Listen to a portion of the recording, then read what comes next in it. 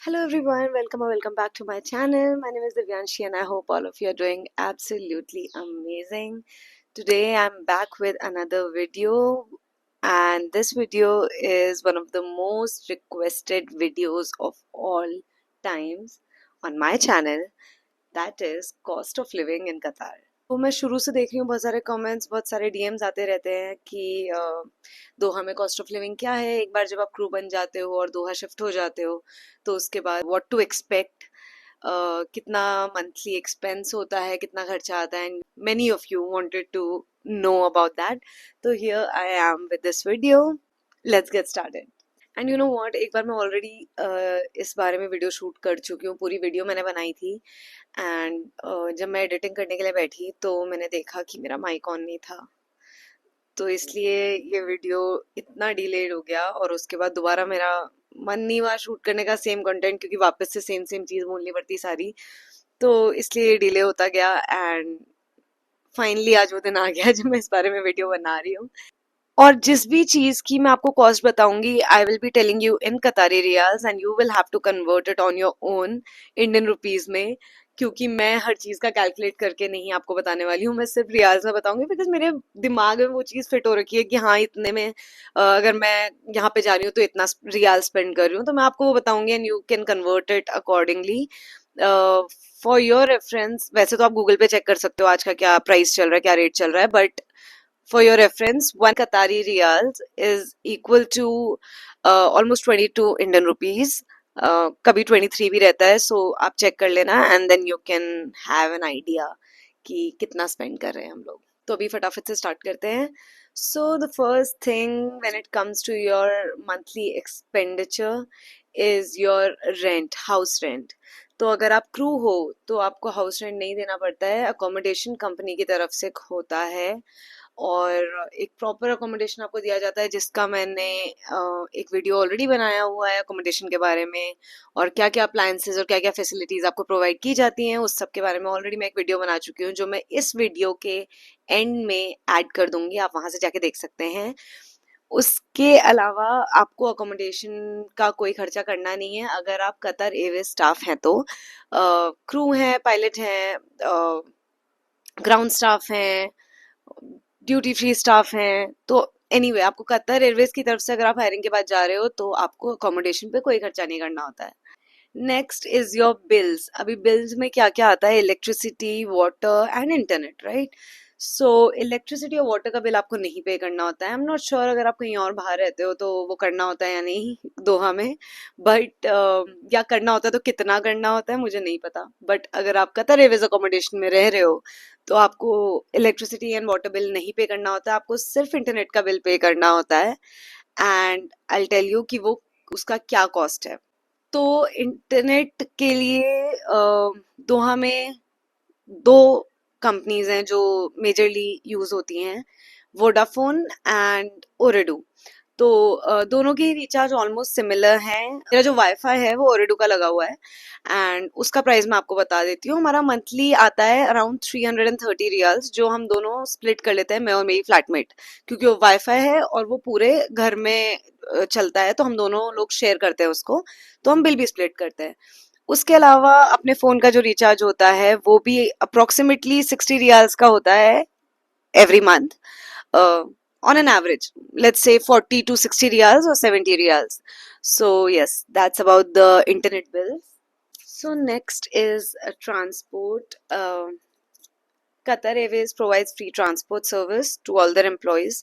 आपको जब भी काम पे जब आप जा रहे होते हो तो वो ट्रांसपोर्टेशन आपका फ्री ऑफ कॉस्ट होता है। उसके अलावा अगर आप नॉर्मली बाहर जा रहे हो सिटी में कुछ देखने के लिए या घूमने के लिए या किसी भी काम से, अगर आप सिटी में बाहर जा रहे हो अपने जॉब के अलावा, तो उसके लिए you have three options, that is metro, cab and बस। I'll start with the cheapest option. Cheapest option is metro and bus.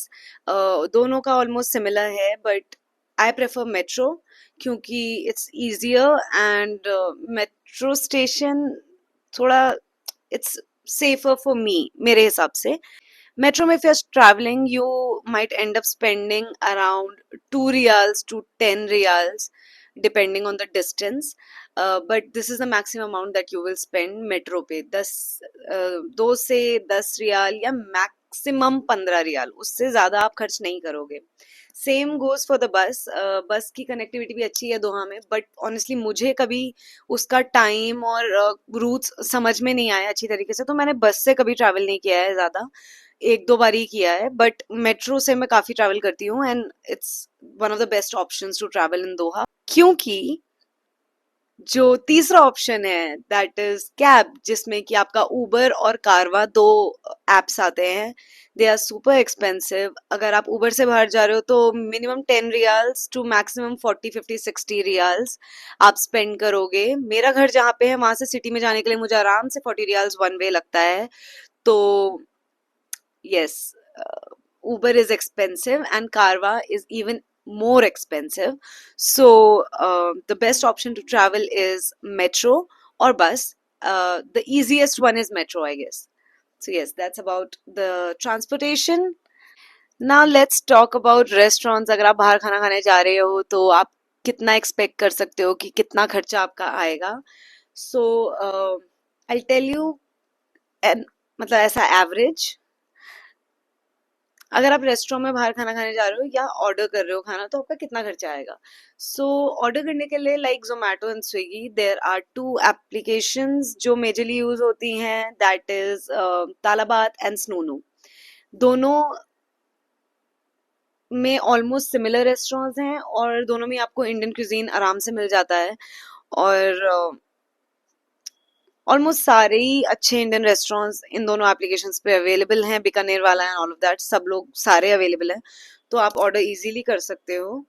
But इनका डिलीवरी चार्ज भी होता है, और ऐसा नहीं होता इंडिया की तरह।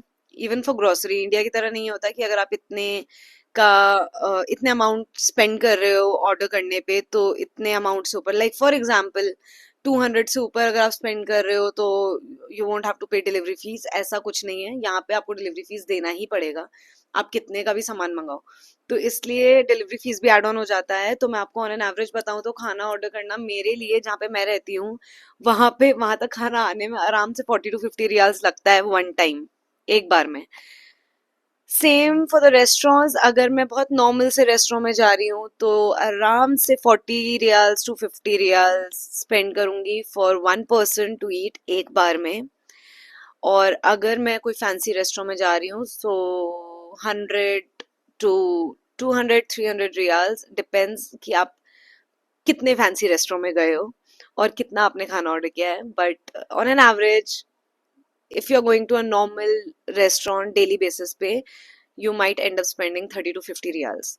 Next is food and grocery, जिसमें सबसे ज्यादा खर्चा होता है महीने का, जो मुझे बिल्कुल नहीं पता था इतना डिफिकल्ट है और इतना खर्चा आता है, लेकिन बहुत एक्सपेंसिव होती हैं ये चीज़ें, हमें पता नहीं होता जब हम घर पे रह रहे होते हैं। बट छोटी छोटी चीज़ें जब खरीदनी पड़ती हैं तो बहुत एक्सपेंसिव लगता है। इसके लिए मैं आपको डायरेक्टली कैरफोर जो एप्लीकेशन है, 2-3 एप्लीकेशन बता देती हूँ। कैरफोर है, स्नूनू से भी और तालाबाद से भी ग्रोसरी आप ऑर्डर कर सकते हो। इसके अलावा लुलु हाइपर मार्केट का एक एप्लीकेशन है, उससे भी आप ग्रोसरी ऑर्डर कर सकते हो, सेम डे डिलीवरी अवेलेबल होती है। और इसमें आप सारे मतलब fruits, vegetables, everything you can order. It's just like Blinkit, but इतना जल्दी नहीं आता है जितना ब्लिंकिट आता है। 1 घंटे से ऊपर ही लगता है आने में, मतलब 45 minutes to 1 hour for delivery. इसके अलावा ऐसा भी होता है कि अगर आप सिटी में रहते हो तो आपके अकोमोडेशन के आसपास जो शॉप्स हैं वो डायरेक्टली डिलीवर कर देते हैं, that's even better and cheaper. तो पर मैं आपको ये एप्लीकेशंस वाला बता रही हूँ कि आप जब जाओगे तो यू वोंट नो कि किससे कांटेक्ट करना है, सो you'll have these apps and you can order grocery from them.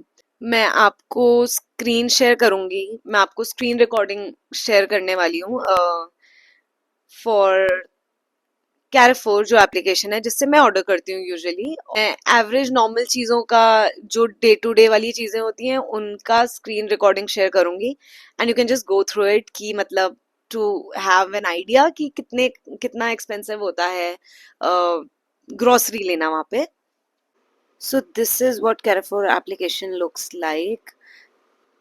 सबसे पहले मैं आपको फ्रूट्स एंड वेजिटेबल सेक्शन में ले जाके दिखा देती हूँ कि क्या अप्रोक्सीमेट कॉस्ट है फ्रूट्स और वेजिटेबल्स का दोहा में।